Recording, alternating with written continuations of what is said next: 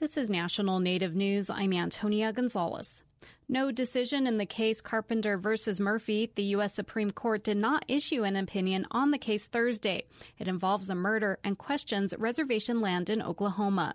Many people across Indian country were waiting for an outcome. Re-argument is set for next term. 10 candidates for president took part in the first Democratic debate Wednesday night in Miami, Florida. Healthcare, immigration, and climate change were among a range of topics the candidates debated.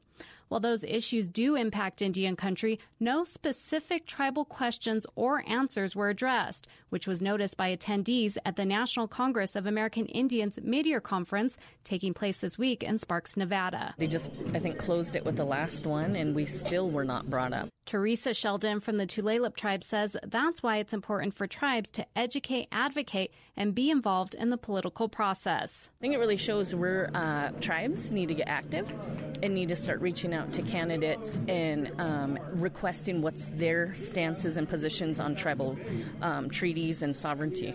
And so if we're not engaging in their campaigns, we can't just sit back and expect to be included, because we know we won't be.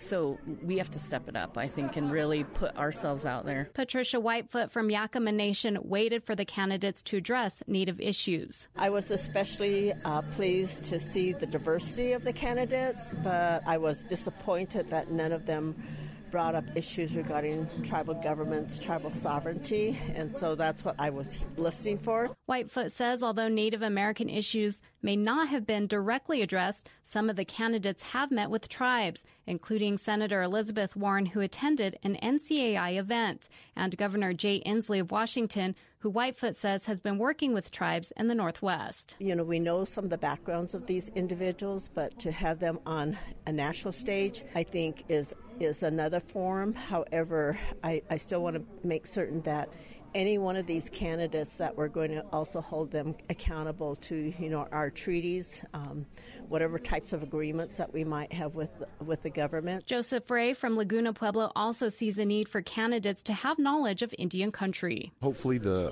candidates will create Native American platforms that affect my issues, which are elder and disability issues. Having candidates that are knowledgeable and eventually a nominee that is knowledgeable of our issues is so key to me and important to my community. The second part of the Democratic debate takes place Thursday night with 10 more presidential hopefuls.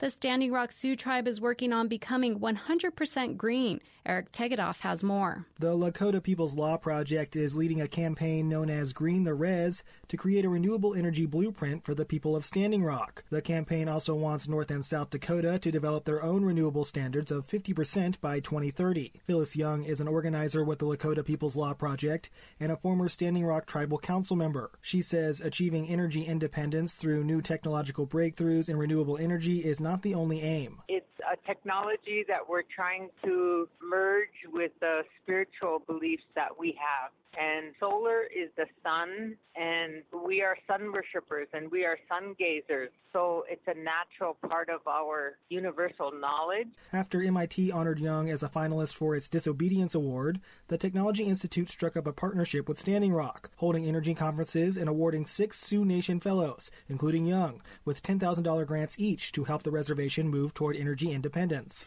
That was Eric Tegedoff, and I'm Antonia Gonzalez.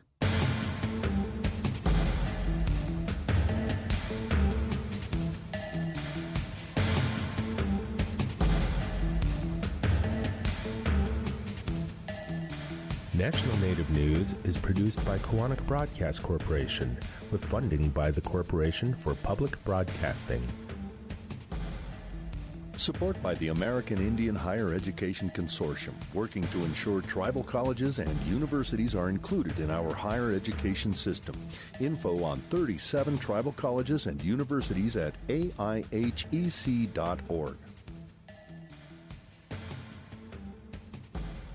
Support by BNSF Railway, moving our economy for over 165 years. Our vision is to operate injury and accident-free with safety programs, training, and technology. More at bnsf.com/tribal relations.